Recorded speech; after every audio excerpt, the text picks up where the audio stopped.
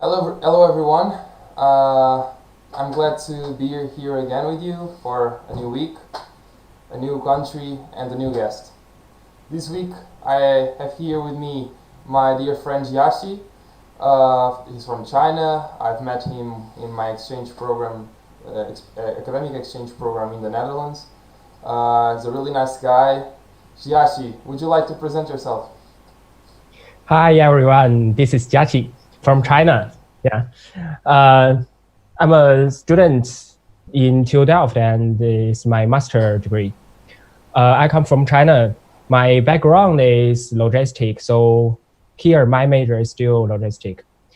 Um, I met him, yeah, during I have a lecture here. Yeah, So really nice guy, and we became thank a you. good friend in a really short time. So this is a very good experience for me and really glad to join your conversation. And I Okay. hope I can give you some view about China. Yeah. I'm sure That's you all. Thank will. you. I'm sure you will, and I'm glad you joined us as well. I'm really grateful for you to accepting doing this video about your country. But first of all, for get people to know you a little bit better, would you like to tell us a little bit more about what you do in your spare time, what you do apart from your studies? Oh, okay.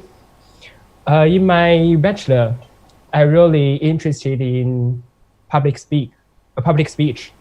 So I did a lot of like speech contest or like speech skill training to the students. And also, I also like singing and playing badminton. This is almost all my hobbies. Yeah. And but here, the badminton court is in Delft, but I'm living in The Hague. Mm-hmm. So and now there is no Chinese speech. So Yeah. for me, the only hobby become singing, and Yeah. I'm now I find a new hobby to write something, write some articles, like the article for the speech, but there's no choice for me to do that speech. So I published the article to some of my friends and yeah, someone who like to know that. Yeah, but all in Chinese. Yeah. Yes. Yeah. So, Why do you think you like public speaking so much? um, I think this is from my junior high. Mm-hmm. In my junior high, I was the monitor of my class. And my teacher is a really nice teacher. She gave me a lot of right to like monitor or manage the class. Mm-hmm. So I have a lot of time to talk or to chat with the students or their parents. Mm-hmm. Besides that, I also be I also communicate with like the other teachers or some other people to how to describe that to What uh, were usually the subjects of this public speaking?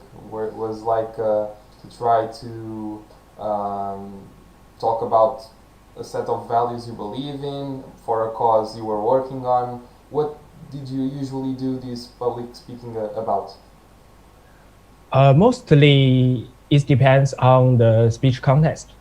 Oh, They okay. will give me some topic to talk about, such as China, Chinese culture, Mm-hmm. or like to give you a news and show what you are think about this news and what can we do to make the society better, to make people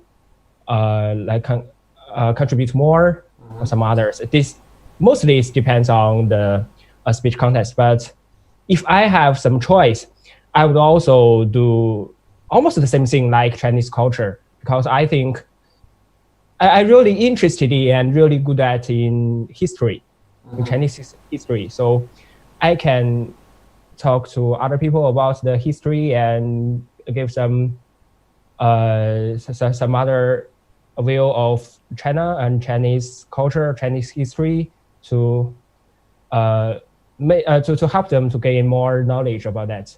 Yeah. What's your favorite part of Chinese history? If you have to choose one part of it.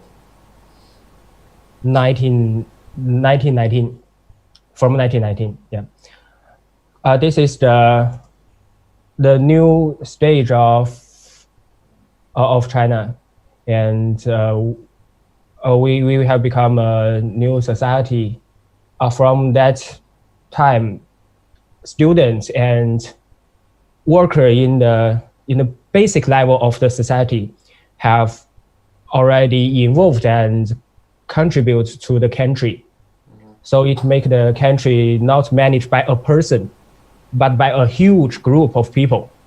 So that's why China finally called People's Republic of China. That is the beginning. And in 1919, there was a really famous, popular movement in China. We call it the May 4th movement. And that is the beginning of what I said just now.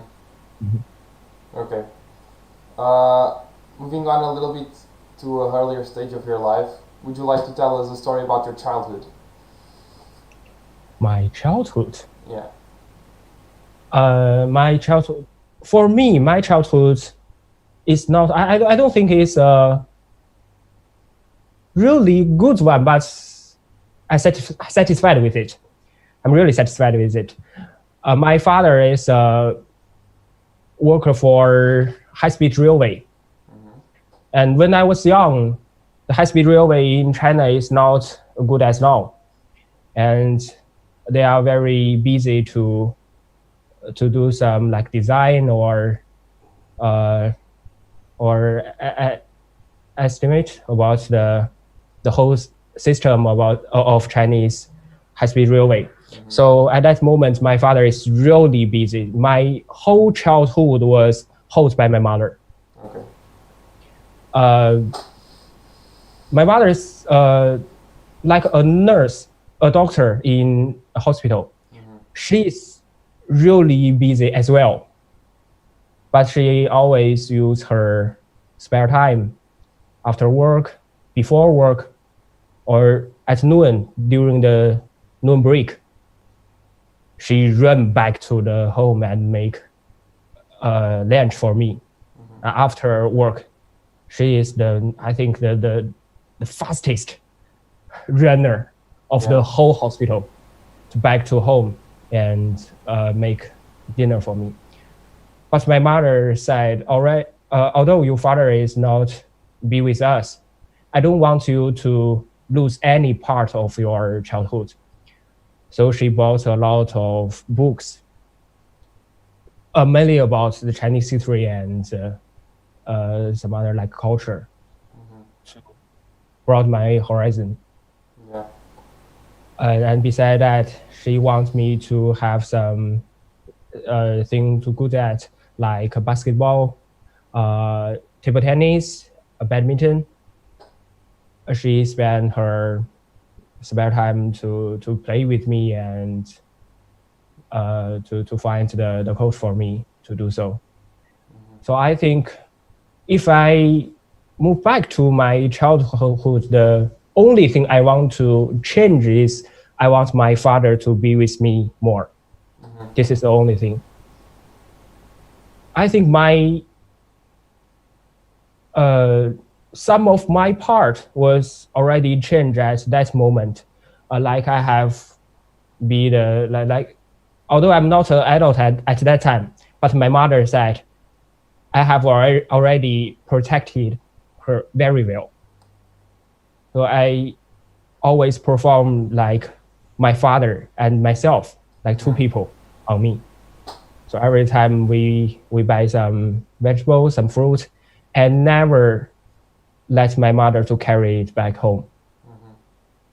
And some other thing like that, my mother thought that, okay, although there is only one man at home, but it's enough for me. I think he's already two guys here. So this make me strong at that moment. And I can easily to get used to a new environment to take good care of myself, to search more knowledge myself, to communicate with others. I never worried to communicate with others. That is because my mother, because of the childhood.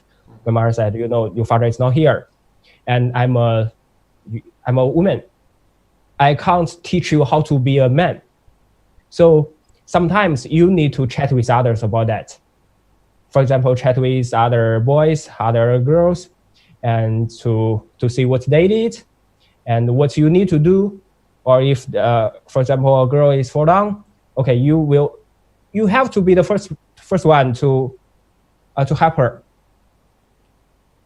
This is a boy can do, but I'm a woman. I still want to be strong as your father is at home. After I think I have already got a stable characters. My father start to be not busy as net. So my father was really surprised and to say, "Whoa, how can you be such a good man or such a good, such a good son, but also as like a husband at home." Yeah. How old were you when he started being more available for you? From university. University, okay. Yeah. My father and me, how to say that? It's really a coincidence. If I'm available at home, my father always work away. When I go to another province for university education, my father can start to go back at weekends, every weekends, but I'm not be with him. So this is like a coincidence and really a pity for us. We missed a lot of time. I have counted that from 0 to like 18 years old. These 18 years, my father had only, I think, 3 years be with me, even include the night. During primary school, my father was at home was working at the same in the same city of my family for 1 year, but I hardly saw him because he always come back home at 11 p.m. I already slept. When I awake at 7, he already been to the work. Yeah. So that's 1 year. Although he's working at in the same city, I even hardly saw him and company with him. Yeah, I understand. I remember you are close to your family, and that's one thing I think I've also read about Chinese society is that there is a big appreciation and a big responsibility with family, a strong connection. So there are some kinds of values that should be respected in the family, and I remember that you were really close to your family. Would you like to tell us about some of those celebrations that you remember celebrating with your family, and what's their relation with the Chinese culture, maybe? In China, we used to celebrate the Christmas because that is not a traditional festival of China. Our festival, the traditional festival, is the most important one is the Spring Festival. During January or February. Okay. That is the Chinese calendar. It's not the same as what we are what the calendar we are used now. It's because of the Chinese calendar has some difference than the normal one. So it's not a stable date. That is a really big festival for all of the Chinese people. And during that time, every workers in every field have like 7 days break at home. That is the only 7 day all of our family members are at home. So we, at the first day, we went to my father's parent home, my grandparents' home, to enjoy the Spring Festival Eve, till the Spring Festival.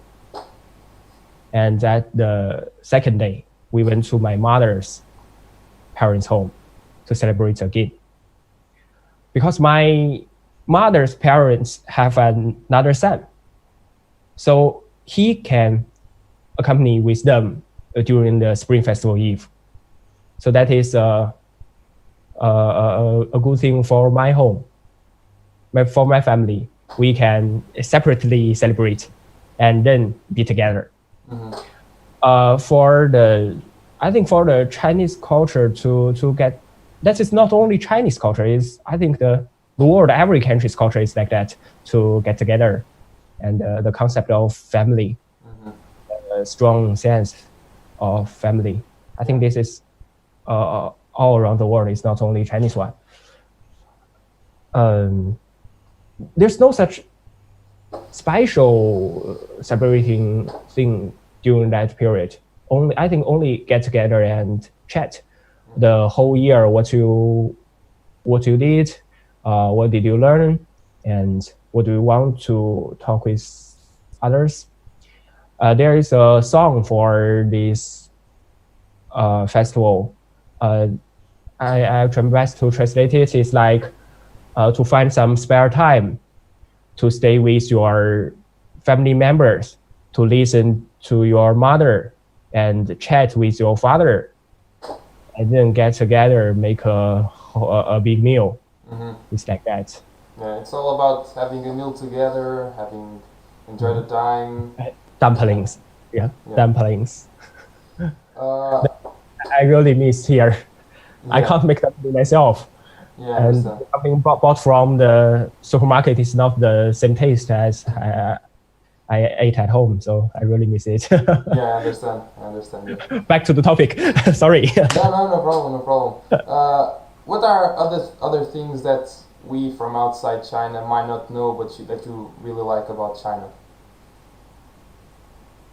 What kind of thing would you like to know? I don't know. Surprises, like something that you feel that people from outside China don't know about China that you really like, or some cultural trait, or some place to visit, or some, I don't know.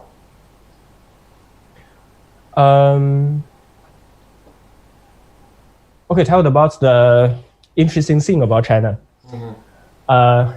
This used to be a really common thing before. Before the high-speed railway was used in China very well now. I chatted with you before about that topic, but it's really interesting. I want to tell to other people. Yeah, you should. We call it the spring wave.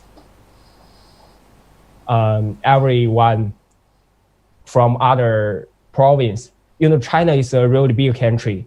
People in this province and that province, maybe like from Netherlands to Portugal, or from England to Italy, maybe. Yeah. It's a long distance. So go back home. It's the only sense in their brain. Go back home before Spring Festival. So these are people that are working at the big city apart from their family, right? Yeah. Most of these workers, I call them workers because they really did the hard job and like to build the buildings, build the bridge, or do some cleaning in the cities, or print the house or some others. Most of them are from the mountains. If they don't go outside just to be a farmer, they can't hold their whole family. So I have the same feeling of their children. Always their father was go really far to work, but my father will come back home twice a month. commonly, their father can't go back home during the whole year. So the Spring Festival is the only choice for them to get together. The fee on the road is really, it's not very expensive, but save money for them is important. So they will say that, okay, I have a call with my son to say I miss you, but I can't go back because I want to save this money for you. So during summer, before Spring Festival, the spring wave starts. People from big cities go back to their home, and they can't afford the flight tickets. They can only choose like train, bus. Tram is not between province in China, so only the big bus and the train. But the ticket is not enough for them. So some of them start at another. Maybe you can't imagine the motorbike, like 2,000 kilometers the long distance back home.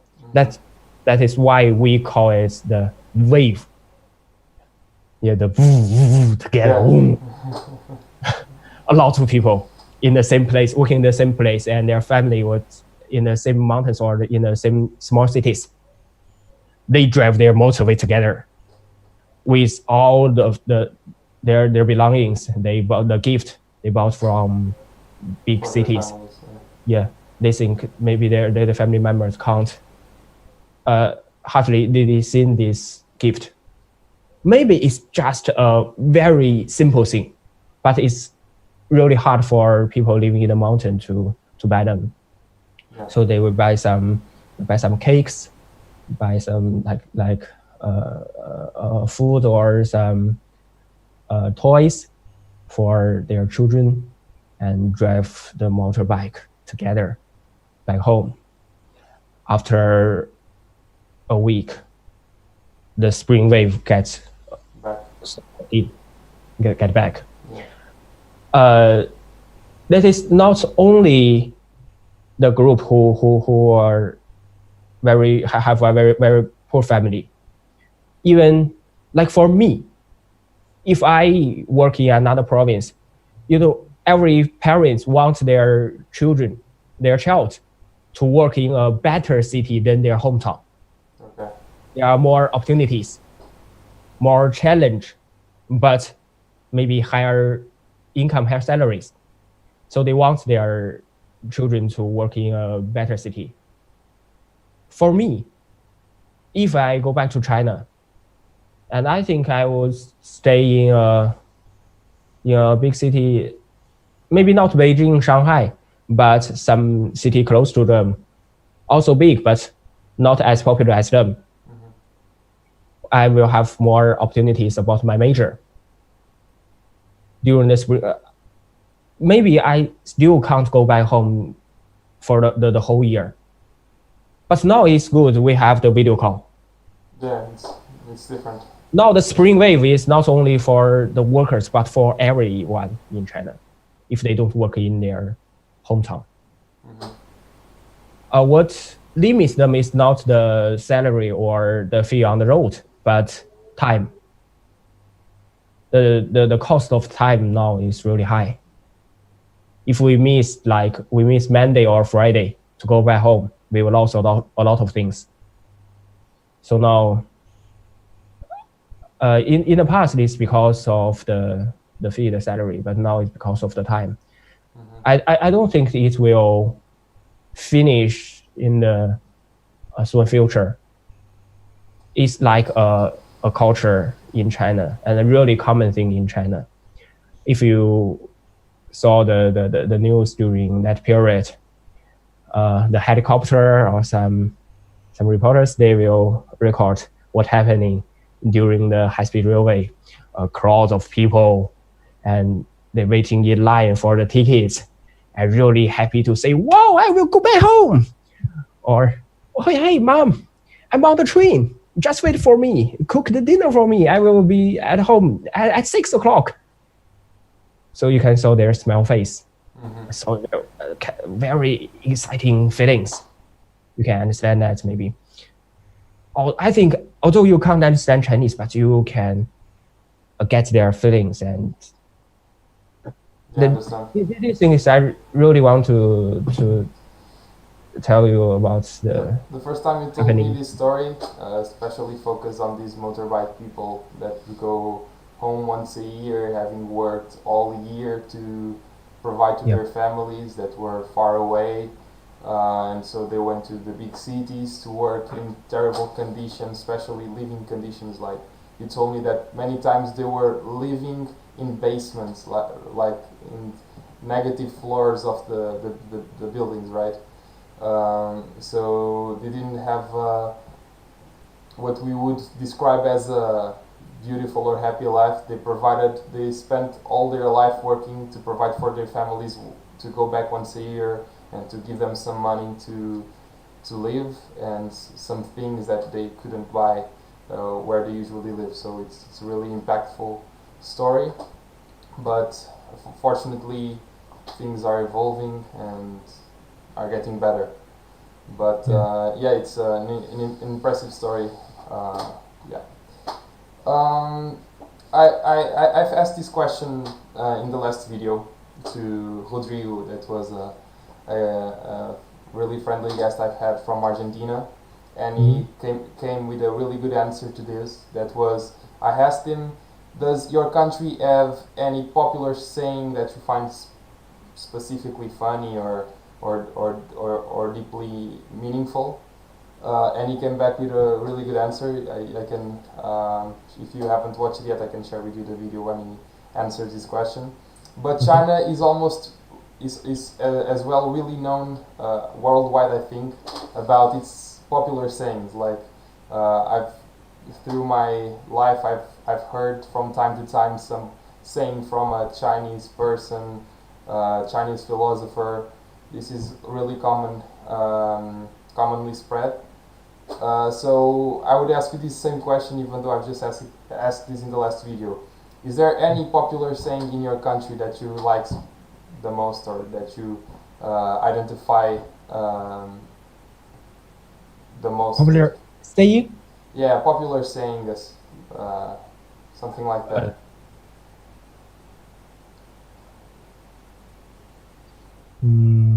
Popular saying. You know, what the saying I know, like no pains, no gains. Study till old. Maybe sometimes it's common as well, like some small stories with a small lesson in the end. I don't know, something you remember from your childhood, maybe from your teenage years. I don't know. So so I want to tell you something about the Chinese characters. The old saying, the old saying. You know, I'm not sure about that saying is from China or from other country, like no pains or no gains. Study till you are old, or apple a day till put the doctor away. You know, what's in my brain is like complex and mixed together. But you have these sayings like no pain, no gain, and an apple a day keeps the doctor away. You have those same sayings in Chinese? Yeah. Okay, you didn't know that. I thought they were English sayings. Oh, so that's why I'm not sure about that. Yeah. So I don't want to make this thing wrong. I want to tell you some like a character about Chinese. Okay, it's called the benevolence. Can you understand that? No, not really. Sorry. Something about kind. Oh, kindness. Yeah, benevolence. Yeah, this is here. Chopsticks. This is the main part in Chinese culture from ancient China till now. That is why, you know, during the First World War or the Second World War, the Chinese never be the leader to start the war. So and now some other countries not very friendly to China, but we are, we are now like want to communicate and open our door to them, except to fight with them. That is mainly because these characters. And I think this is the soul in most of the Chinese people. And why I want to show you the chopsticks. This is the thing you can see about like that kind. So the chopstick like two. This two means in China it means we need to cooperate together. If you want to like To do our job, to things, yeah, here. You need to cooperate together. So these two means cooperate, and these two are at the same length. It means equal. You can say that this is man, this is woman, that's okay, or you can say that this is adult, this is child. But I don't care what it is, but it means equal. And the traditional Chinese chopsticks, this side is circle, this side is square. It means we need to be square in the heart. So we want to insist in something. If we like something, we need to focus on it. This is like square in heart. Okay. But if you want to communicate with other people, you need to be the circle. The square will hurt somebody, but the circle one will always be the friend side to others.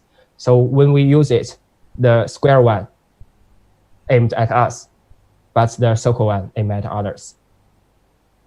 And beside that, this one is thick.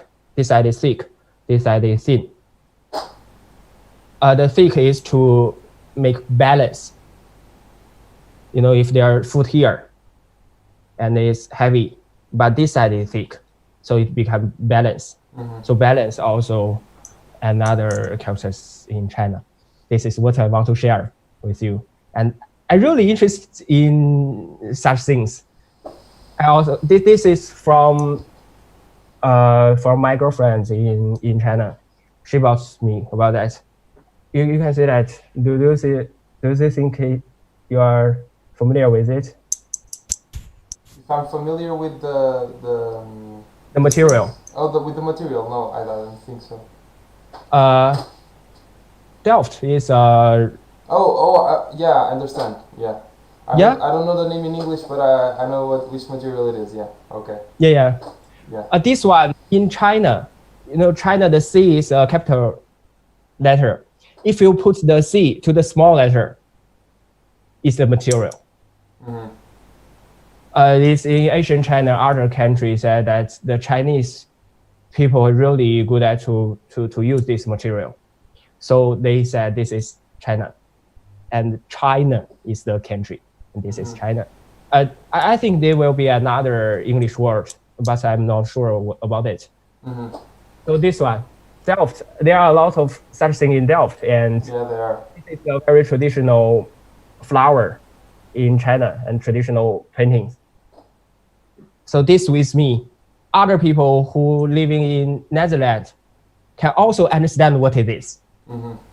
So that's why I really like this color and this painting, this flower. Yeah. I think this also be the bridge of me and some of my friends. When I eat lunch with them, they always ask a lot of things about the chopsticks with me. And some people even want to try to use this to like carry beans or some other difficult thing. The circle thing is really difficult, like beans. And the rice and things like that. Yeah. No, it's something specifically from your, or with a bigger, that's original from your country basically, and from your region in the world. I don't know if I think they are originally from, I don't know where they started, if they started in China or Japan. Maybe you can clarify that. But yeah, but I think you use it both in China and Japan and other countries as well. And it's something that here in the West we are not used to. So it's something different that maybe excites the curiosity of the people around you. and you, like you said, you can start the conversation from that about your country and your culture and everything like that. You want one thing really, which is really different as well, is the way you write. Like I remember we had a conversation about the way Chinese people write, which is not based on letters that together form sounds and together form words, and then you have a meaning from it for each word. It's different. Would you like to talk about it? Oh, wow, this is really another topic I'm interested about. I will write something and show it in the video. Okay. Chinese. This is the only language which you can know what the meaning by the outlook of it. Other language you use letter, you use the pronunciation, you use the letter combined together to show like a word or a sentence. But in China, what it look like is what it is. Okay. And that's the big difference. Yeah, and Chinese is only language which do as that. So it's really difficult for other countries, other people from other countries to learn Chinese. Japan, Korea has learned from China about some Chinese, so you can see that there are some Chinese characters in Japanese. And if you give me a Japanese book, I can understand some of it because it's the same as Chinese. But I'm sure this is from China, and the chopsticks also invented in China. Yeah. Okay. And this one, this is like you see, the first.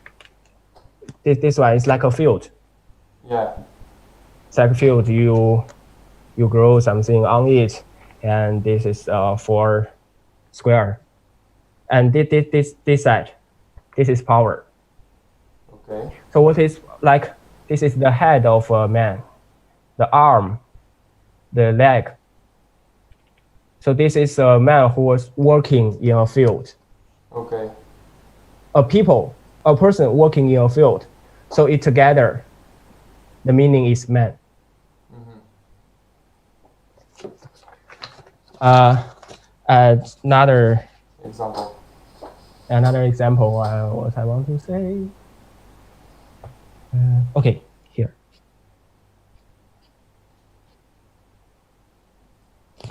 Yeah. This one I put it in a simple way for you to understand.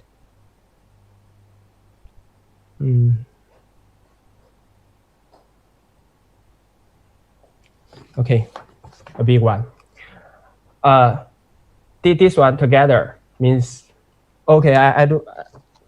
You can guess after I describe all the parts of it. It's like a shoulder. This used to be a heart. A heart? But the heart, we rate it as this. Okay. It's like a heart. And but if it's in another character, it's we put it in a simple way. So like 3 points. Okay. This is the heart. This is another shoulder. You can also find it in the character means family. This is another shoulder. So the shoulder for the heart, the shoulder, and this one means friend. Shoulder for the heart, shoulder for the friend. Together, you can guess the meaning. You can guess. The shelter for the heart and the shelter for the friend. Yeah. I don't know. Love. Oh, it's love. Okay. Yeah. Okay. This is the character about love. So and this one I told you about the family. This one is family. The shoulder, the same. And this one is pig. The It's what, Pig. sorry? Pig? Pig. Yeah, the meat is pork. Yeah. Yeah, this is pig. It's a shelter for the pig, basically. Yeah, the head Yeah. and the for food. So this is not the shelter for the pig because in Asian China, if a family have the pig, it means that they can not only eat vegetables, they can also eat meat. Okay. So this is a happy and love family. If they have the pig, it means that they are not poor. Okay. So this is a dream for all of the families in Asian China. So that's why we create this character as that. So this one is the leader of the family. This one is the shelter. This one is the pig. So in a family, they want people, house, and pig together to make a family. If there's no people, this one, also another character. This is the place for dead people. Okay. There's no people, only shelter and pig. They want that people can also, eat food, eat vegetables, have the same feeling, have the same feeling, and to expect a better afterlife about that. So if there is a people here, this is family. If there is no people, it's not a family. It's for dead people. So this really. What I like the most about all these Chinese character studying is that you can understand a lot about the culture of China as well from it. Maybe not the culture from nowadays. Maybe things have changed a bit. I don't know how much. But for example, you have drawn the man, and it's a man working on the field. So because maybe when that character was created, the role of a man in a family was to provide for their families, and they did that by working on the field. And I remember that you also drawn the woman character to me last time we talked about it. Yeah. And it's like the shelter of the man and the son. So the role of the woman. It's like exactly. The role of women in Chinese society, at least at the time that those characters were created, was to protect their family and to keep them together and to care for them. So that's what I like the most about Chinese, to study the Chinese characters, is that you can understand a lot of or a bit of the culture behind it. It's like when you are explaining that to me, you are almost telling a story, and that's really fun. I'm sorry, can I jump back to that topic? I want to show you another, the last character. I really want to show you. Of course. So I will write it first. One question that might be curious is that if someone wants to learn Chinese, what do you think those people should be most careful with, or which should be their priority in learning Chinese? Maybe should they learn the speaking part more in the beginning so they can communicate with the person, or how much important and which methods should they use to maybe learn the character thing? Because I would say for me, that I'm an European person, so I'm used to the alphabet and the letter system of getting letters together for a sound. So I would say that the biggest obstacle to me in learning Chinese would be the characters. Like, I can imagine me learning the words in Chinese and pronouncing them and having a conversation with a lot of work, of course, because when you are learning similar languages, you have a lot of friendly words that help you in the learning process because they are really similar. So, but when the languages are more distinct from one another, you have a little bit more trouble learning it. Just more work, basically. It's not a nightmare.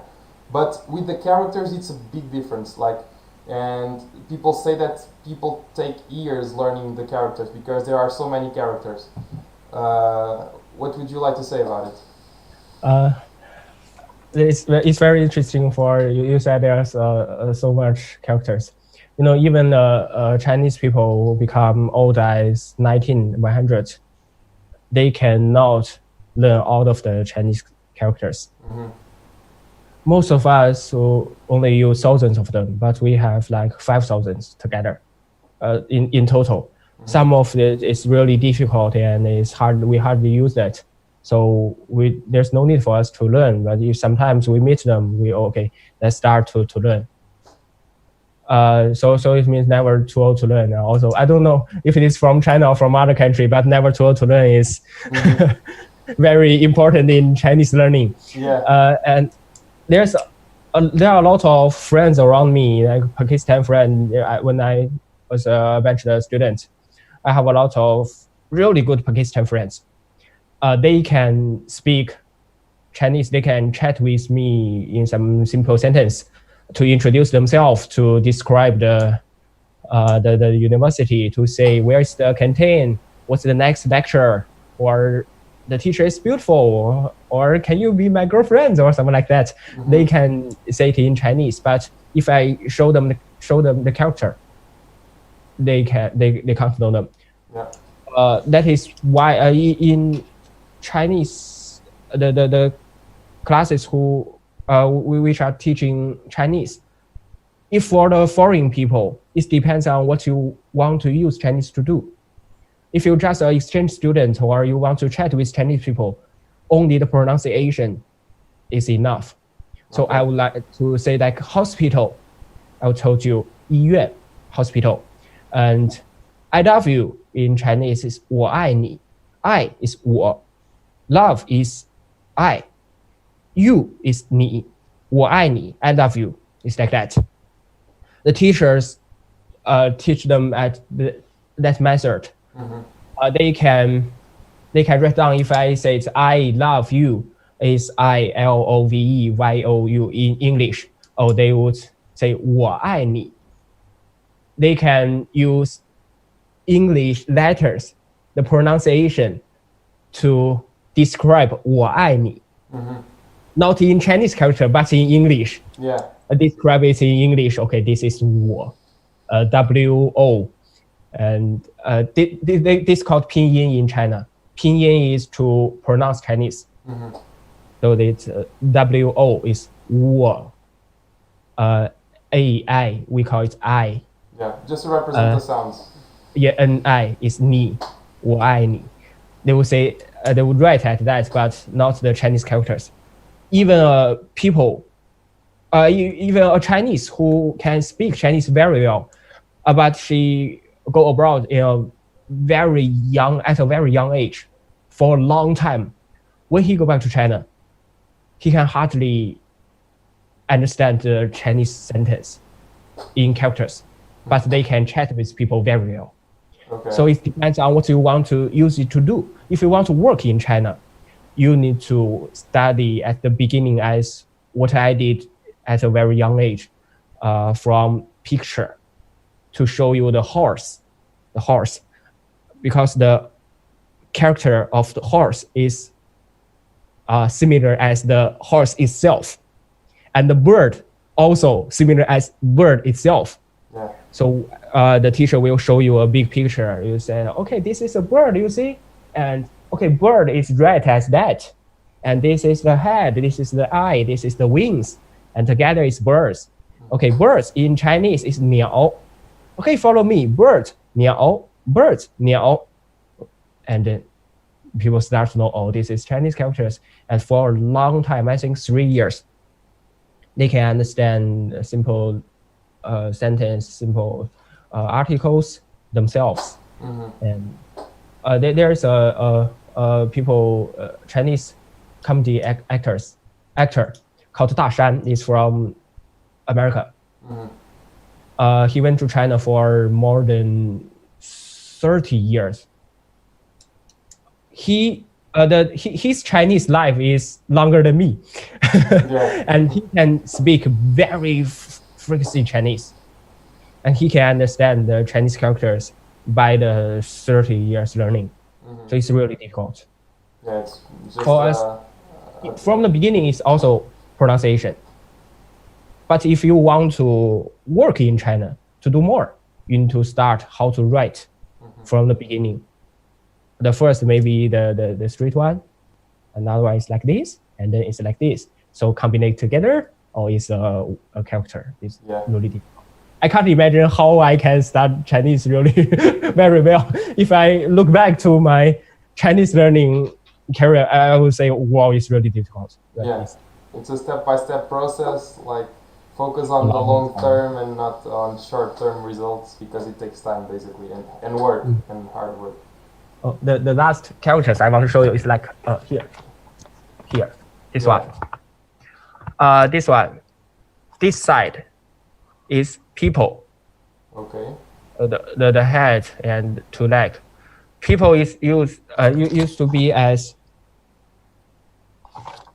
Oh, this is more like a people, right? Mm-hmm. And this is the people who is dead. And this two is like chopsticks. Okay. But it's not at the same size. Yes.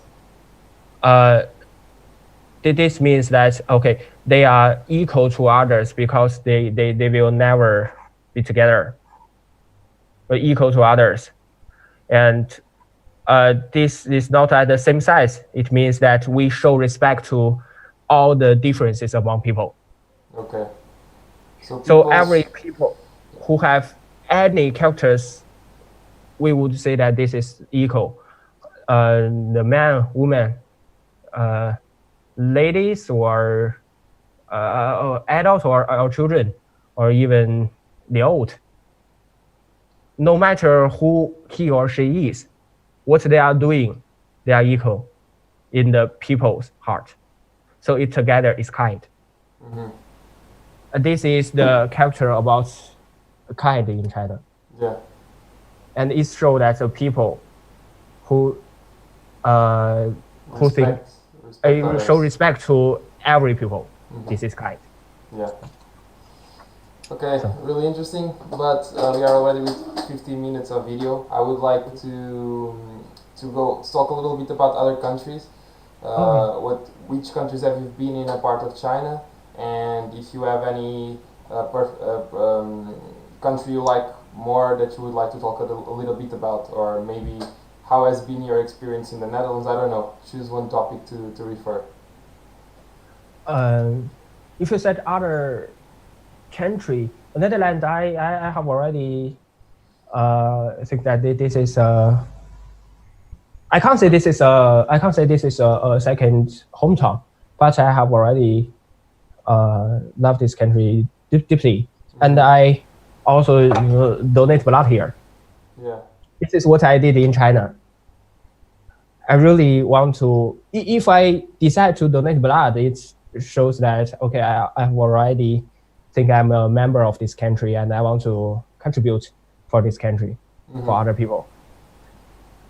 But what I want to talk about is not Netherlands. This is a good country, a good environment, good air, no air pollution, and traffic in order. But this is not what I want to talk about. What I want to say, I have been to Germany for 5 days. Okay. During quarter one and between quarter one and quarter two, the break. Mm-hmm. I went there for my favorite football club, Bayern Munich. Mm-hmm. Maybe my pronunciation is not good. No, it depends on the language you are pronouncing it. If it was German, it was not close, but it was similar to how I would pronounce in English. So I think. Okay, if you can understand it, it's really good. Yeah, I could understand. In Chinese, we call it 拜仁慕尼黑. Yeah. Yeah. In English, maybe Bayern Munich. I'm not sure about that. And the most important thing is that I have spent 4 hours in the National Museum of Germany. This is a really good experience and remarkable. I can never forget what I have seen. It is in Munich as well? Yeah. Okay. For me, if I go to other places, maybe not other countries, even other cities, I will visit the museum there if I have time. The museum can show the whole history about the country and how they develop themselves and how can it be a developed country. The technology, the science, the machine, and even the weapon. They give me a really strong surprise. Not surprise, strong feeling about that. Yeah. At the same stage, the same time period, I have compared it with Chinese, the Asian China. If there is a boat here, I thought, okay, this is built as 1678 or some others, maybe 16th century, 17th century. Yeah. I would say that, okay, this is Asian China is Ming Dynasty, Qing Dynasty. I'll compare that. Oh, the boat here is like this. The boat in China is like that. The weapon here is like this. The weapon there is like that. This comparison. Sorry. No This problem. is really interesting. And give me a thought about why at the end of Asian China, China has become a very weak country and was the you know what was Undeveloped. still developing. Okay, Yeah, I not as technologically developed as the European countries were at the time. But I think it depends on the time span you compare with, because China great inventions came from your country as well, like the paper, yeah. and others. Like we can continue to enumerate, but the European countries added were organized differently, so, and their focus was more on getting apart from Europe and explore different parts of the world. I think China that's the vision I have, was all the time more focused within its own borders. But yeah, I think it should be really, really cool to compare the two cultures and at different moments in time. I find it really cool to compare that between the Portuguese culture, and if I would go to Germany, with the German culture. It was also nice when I was in the Netherlands, to learn a little bit more about the Dutch culture. It's always nice to compare, but I can imagine that for you it's even more special because the differences are bigger. Like, yeah, really bigger. Yeah, so it should be really nice to do that comparison. And by the way, I would also compare with the artworks, the field about art, to say that what's the different style about Chinese art and European art, and some maybe the buildings. They will show you the model of the building, and I can remember what kind of building as that dynasty in China. I would compare them together to show that, okay, this is China, this is Europe. There's such big difference. For Chinese people to go abroad to gain such knowledge, it is really interesting. Because Chinese is really a big country, and even the different province have different culture. Yeah. They have the whole country's culture, but different provinces also have their different culture in details. So different style of buildings, different style of artwork, all around China. So to compare, okay, in this time period, this kind of artwork in Europe is like this kind of artwork in that province of China. Oh, this is really interesting. And another thing that's really sad is, the gunpowder. The gunpowder was first made in China. Yeah. But after a long time, at the end of 18 the 19th century, at the end of the 19th century, other countries have used the gunpowder to attack China. Yeah. This makes me feel really sad. And the gun in Germany, in Germany museum, and also in Netherlands museum is really beautiful, and I can imagine it's powerful. So if this one used to attack another country, I don't want to say some bad feeling about the past history. It's just history itself. So every country should experience history, no matter it's good or bad. But now we are living in a peace world. We are living in a strong country. Yeah. It's history. We would show respect to the history itself. It exists that we can't change it. So I would say that I feel really sad about they use the gunpowder to attack China, but I can imagine why they did that. We also chat about Hong Kong and Macau, you know. Yeah. Yeah, but I will show respect to the history.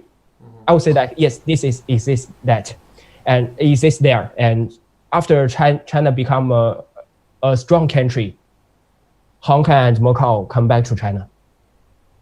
Although other country attack China with the gunpowder at that time period, but it's also a important experience of the whole Chinese society and the Chinese government. We create a better government now in China. We can protect ourselves now. No one can attack us at this period. If we didn't experience those bad history, we can't imagine that China can be such a strong country nowadays. So I would say that I feel sad, but I also feel happy I can be a student, a Chinese student, study in Netherlands, enjoy safety, visiting European country, other countries, visit Germany, and enjoy the respect from other German. And oh, Chinese guys, hi, 你好. They will say some Chinese characters. Yeah. Or else, although the history exists at that, but I'm really happy now this is a peace world and China become a strong country. And I'm really proud of my country to provide such a name like Chinese people. So other people will show respect to me because I'm a Chinese. So I'm really happy about that. Okay, that's maybe far away from the topic. I would have many things. I know it's getting really interesting, and I would have many things to say about it, but I would mainly focus on two things maybe. The first thing is when you said that we should not have bad feelings towards history. And the other thing is that how interesting is to learn the history of different countries, because I had my history classes when I was in high school and even in middle school and before that, but your history classes at your country were completely different, so it's nice to check what happened in other countries and what kind of stories they tell about the humanity story, because altogether we form humanity, right? But I was saying this about not having bad feelings to history, and that applies, for example, for the Portuguese history. Like I was talking the other day with a friend from the Indian guy I've made the video about India with, which is Nihar, and a friend of his messaged me saying, oh, I like the video very much, it was nice to hear talking about my country and the culture, I like your questions. But then the conversation evolved and I was explaining a little bit of the Portuguese story in the Discovery Age, when people from Europe started to go on ships or on boats, I don't know the technical name of those boats, but started to go on boats around the world to try to find a way to India at the time, because of the spices that were really expensive, and the market was dominated by the Middle East that would sell those spices to Italy, and then Italy would sell to the rest of Europe. So the Portuguese people and the Spanish people felt the need of finding a maritime way to go to India, so they could have the spices themselves and sell them with all the profit, and don't have to pay the Middle East merchants and Italy ones. So, but it was awesome. It was a time in human history of breaking barriers. So we finally discovered America. Like the Europeans discovered America. Of course, the Americans were there already. They were people as well. Technologically was great. They made awesome maritime equipment to navigate in the seas and to know where they were. These were awesome human achievements of breaking fears. They thought that there were giant monsters in the seas that would kill them. Some people thought that you look at the horizon, at the sea, you see the sea, the horizon, and that after the horizon the world ends and you would fall on your boat to somewhere in the universe and you would be dead. So it was a fantastic moment of breaking all these fears and achieving what seemed impossible, and discovering more about our planet and the geography of our planet. So it was amazing. It was great to meet new cultures, people from different places, but at the same time, not every time or there was slavery. The natives from those places weren't respected, many were killed. So mistakes were made, but I find it wonderful that we created such a strong relationship with those countries we've been on. And today, I like to we have a like almost a friendship relationship, and I like to think that as a really strong friendship relationship, because we shared history together. And even though not everything was perfect, of course, we can learn from those mistakes, no bad feelings attached, and we can do better in the present than we did in the past. And like you said, it's great that someone from China can come to Europe and have a wonderful time in the Netherlands. And it's also great that someone from the Netherlands can go to China and have a wonderful time on China. It's much better than being in constant war like they were in the past. But that's the past, and we learn from the past, and we try to be a better society. And I really think that we are so much happier and have a much better quality life together, having friendly relationships, than fighting each other. That doesn't lead to anywhere. So that was the biggest thought I had in my mind. But yeah, what you said was interesting in that sense, that looking back on history, we might feel, oh, this country attacked us. But first of all, the people from there are not the same anymore, because people lie and new people are born. Yeah. So that is what I want to say. yeah, people nowadays have no responsibilities for what their ancestors did. And even the ancestors might have learned something from it. So let's try to be positive and build good relationships between countries, because I feel that that's much better than be fighting for something that happened in the past that doesn't make sense. That doesn't make sense now. So, in China, we also say that you would have fire in your heart, but water from your mouth. You need to remember what happened, but you can't be rudely or impolite to who you are meeting now. What you said, I can't agree more with what you said. It's not the same group of people. Mm-hmm. If you ask me, do you hate some country to attack China? I would say yes. I hate them. I hate them at that moment. Their government, maybe they want to have more grants or to manage more people. They did that. They did harm to Chinese people. I hate those people at that moment to do that, to make that policy. But I don't hate that country. It's just a small group of people who make the policy. Yeah, that's what I was about to say. Like, we sometimes don't remember that the people who start the wars are like the ones that manage the country, the politicians, the kings, whatever, are not the people that have a humble life trying to survive and work to have their food.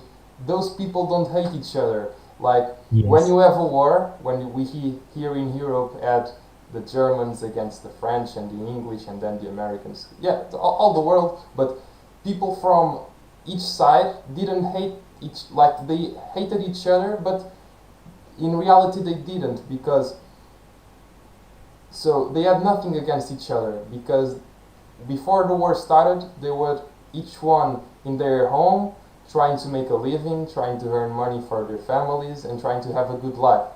But then these people that started the war just said bad things about the other side, and that they were trying to hurt us, so we need to hate them and fight them.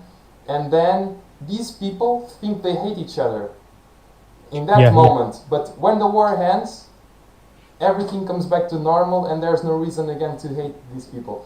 So we should remember that this is the biggest reason why war doesn't make sense, because the war is started by a small number of people, and those people aren't even the ones who are fighting on the war field. So it's that way.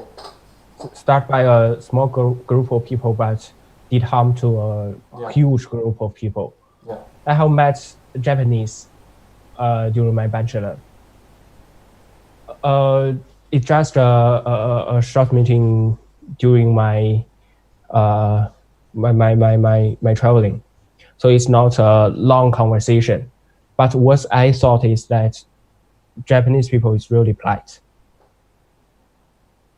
We chat with some about the history happened between China and Japan. You know what happened during the Second World War. Yeah. We did the conversation in Chinese. He can speak Chinese very well. We did that in Chinese, and we are really friendly to each other to talk about that history. We said, and you know, my grandparents, they have experienced that war. So the history was told generation by generation till me, and I would know that at that moment, during the war, a lot of Japanese people were confused. Why we have that war? Why we need to do that? Why? I'm just a 20-year-old. I used to be in the university to study. Exactly. Why I'm now use the weapon to attack other countries' people? Yeah. Why I need to do that? They really confused. They are not the group of people who start the war. So even them, they are confused, and they hate war. A lot of Japanese also hate war, not only Chinese people. Yeah. And even him, he told me that his grandparents, he's a soldier, and after went back to Japan, he told this history to the family and other generations, and said, the grandson, I feel confused and feel really sorry what I did, but I still can't understand why our government did that. So for this guy, he don't want to say that he's a Japanese. You know, in China, he really worried some Chinese people hate Japanese and maybe be rudely or impolite or even fight with them. I don't know what they are thinking about, but sometimes they feel a little worried about to say that, okay, hi, I'm a Japanese. But finally, he found most of the Chinese people now in China have already accepted the history. They would remember what happened, but they would not mention it and use them to attack nowadays people. It doesn't make sense. Yeah. No need to do that. We just remember it and make this country, make the whole world, make the society, the relationship between countries and between peoples to be better. That is enough. Yeah. History is, the meaning of history is to be remembered. Yeah. Not to be mentioned again and again and to use them to hurt you or hurt other people. Yeah. It doesn't make sense. I really agree with you at this point. Yeah. Yeah, and I would normally say for you to say a final message, but I would say that there's no better final message than that one. So I think we will finish the video here. And once again, thank you very much for joining me. It was a wonderful time that we shared, a wonderful message that we ended the video with. And thank you to everyone watching. I hope you enjoyed it as well. So here was our video with China. Next week we'll come back with a different country. Like you know, stay tuned, and I hope you enjoy following this course of videos. Bye. Welcome to China. Bye.